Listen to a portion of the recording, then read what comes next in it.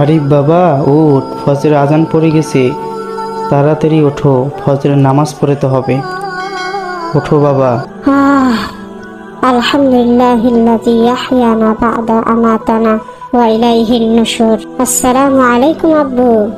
ওয়ালাইকুম আসসালাম ওয়া রাহমাতুল্লাহ। বাবা, ফজরে উঠতে তো মন চায় না। এই সময় ঘুম ভালো লাগে, মিষ্টি মিষ্টি লাগে। বাবা, বুঝছি। কারণ আল্লাহ সুবহানাহু ওয়া তাআলা আমাদের 5 ওয়াক্ত নামাজ ফরজ করে দিয়েছেন।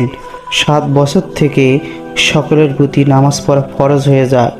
তাই আমাদের সকলকে নামাজ পড়তে হবে 5 ওয়াক্ত। এটা আল্লাহ তাআলার আদেশ এবং হুকুম। লোকমান আলাইহিস সালাম তার ছেলেকে 10টি উপদেশ দিয়েছিল। তার ভিতরে নামাজের উপদেশ তেনার ছেলেকে দিয়েছিল। আর বাবা, তুমি জানো কি যে নামাজের মধ্যে পার্থক্য কি? রাসূল সাল্লাল্লাহু আলাইহি ওয়াসাল্লাম বলেছেন, বাইনাল আবদি ওয়া বাইনাল কুফরি তারকুস সালাত। সালাত মুসলিমের মধ্যে পার্থক্য করে, যে সালাত পড়বে সে মুসলিম, যে সালাত পড়বে না সে মুসলিম নয়। আমাদের উচিত ফজর থেকে শুরু করতে হয় সালাত পড়া। রাসূল সাল্লাল্লাহু আলাইহি ওয়াসাল্লাম বলেছেন যে কাফেরদের 2টি কষ্টকর সালাত রয়েছে।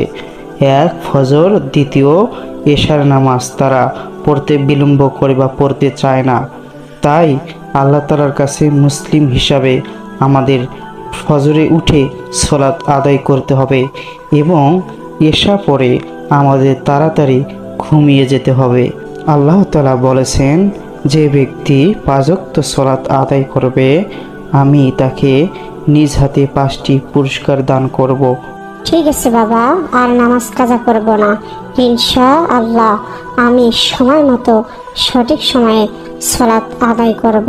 আলহামদুলিল্লাহ বাবা, তোমার কথা শুনে আমার মনটা ভরে গেল, খুশি হলাম। আল্লাহ সুবহানাহু তাআলা আমাদের সকলকে কবুল করুক।